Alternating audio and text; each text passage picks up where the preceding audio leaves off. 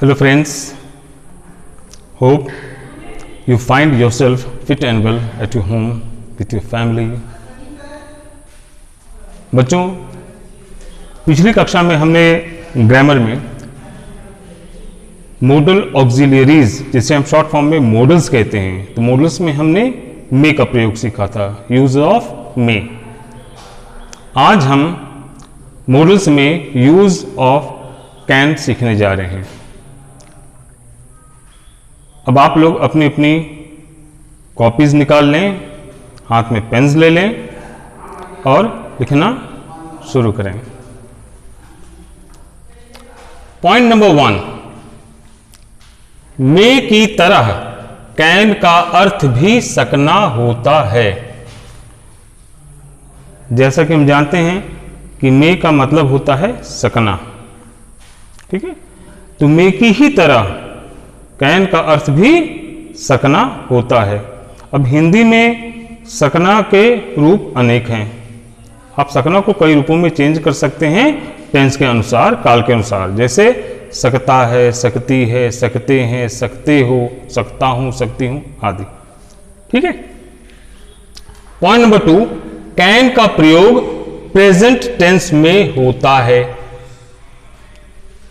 मे का प्रयोग भी प्रेजेंट टेंस में होता है और मे का पास्ट टेंस माइट, ठीक है, जिसका हिंदी अर्थ होता है सका। उसी प्रकार मे की ही तरह कैन का प्रयोग भी प्रेजेंट टेंस में होता है, वर्तमान काल में होता है। अब कैन का प्रयोग किन किन भावों को दर्शाता है, ठीक है, उसको लिखें। कैन का प्रयोग निम्नलिखित भावों को प्रकट करता है। कैन का प्रयोग नीचे दिए गए भावों को प्रकट करता है। अब किन किन भावों को प्रकट करता है देखें। नंबर 1, शक्ति, सामर्थ्य या क्षमता। इंग्लिश में कहें तो पावर, एबिलिटी और कैपेबिलिटी। आप उसको कैपेसिटी भी बोल सकते हैं, ठीक है, कैपेबिलिटी या कैपेसिटी, जिसको हिंदी में कहते हैं क्षमता। एंड एबिलिटी मीन्स सामर्थ्य या योग्यता, एंड पावर मीन्स शक्ति, और शक्ति का एक और अर्थ है अधिकार, ठीक है। एग्जाम्पल देखेंगे। Number 1, I can lift this box. मैं यह संदूक उठा सकता हूं या उठा सकती हूं। इसका मतलब कि मुझ में यह संदूक उठाने की शक्ति है, पावर है। Number 2, the principal can grant you leave. प्रधानाचार्य जी तुम्हें अवकाश प्रदान कर सकते हैं। अब यहां पर प्रधानाचार्य के अधिकार की बात हो रही है कि प्रधानाचार्य के पास अधिकार है तुम्हें अवकाश प्रदान करने की, ठीक है ना। तो पावर मीन्स अधिकार, तो पावर का मतलब शक्ति भी होता है और अधिकार भी होता है, ठीक है। तो यहां पर अधिकार प्रकट हो रहा है। Example number 3, he can do it. वह यह कार्य कर सकता है। अब यहां पर क्या दर्शाया जा रहा है? उसका सामर्थ्य, उसकी योग्यता, इंग्लिश में ability. That means he is able to do it. वह यह कार्य करने में समर्थ है, योग्य है। Example number 4, I can understand the lecture. मैं यह लेक्चर समझ सकता हूं या समझ सकती हूं। इसका मतलब कि मुझ में यह लेक्चर समझने की क्षमता है, कैपेबिलिटी है।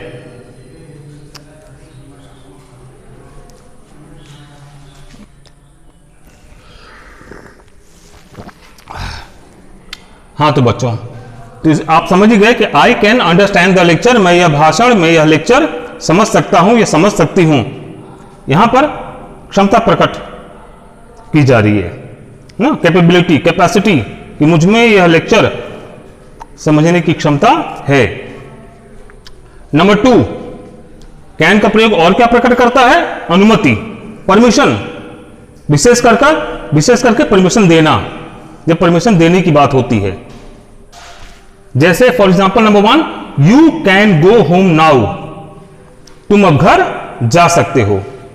हालांकि उधर से वो अनुमति नहीं मांग रहा है या नहीं मांग रही है, इधर से अनुमति उसे दी जा रही है स्वतः, तो जब स्वतः अनुमति देने की बात आती है तो वहां पर आप मे के स्थान पर कैन का प्रयोग करते हैं।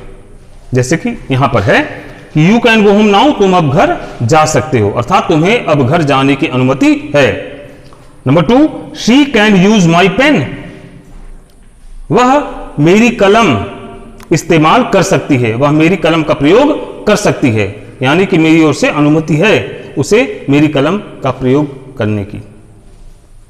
ठीक। नंबर 3, कैन का प्रयोग और क्या प्रकट करता है? निषेध, मनाही, इंग्लिश में प्रोहिबिशन। कैन को आप मनाही के लिए कैन के साथ आप नॉट लगाते तो वाक्य जो है नेगेटिव बन जाता है, कैन नॉट, और कैन नॉट को एक साथ लिखा जाता है। और छोटे में इन शॉर्ट आप कैन नॉट को कांट लिख सकते हैं, CAN, और एपोस्ट्रॉफी ऊपर कॉमा सा लगाते हैं ना, उसको एपोस्ट्रॉफी बोलते हैं, एपोस्ट्रॉफी और फिर टी लगाते हैं। जैसे कि यहां है CAN एपोस्ट्रॉफी टी, कांट। ये कैन नॉट का शॉर्ट फॉर्म है, एब्रीविएटेड फॉर्म है ये। एग्जांपल देखिए कैसे।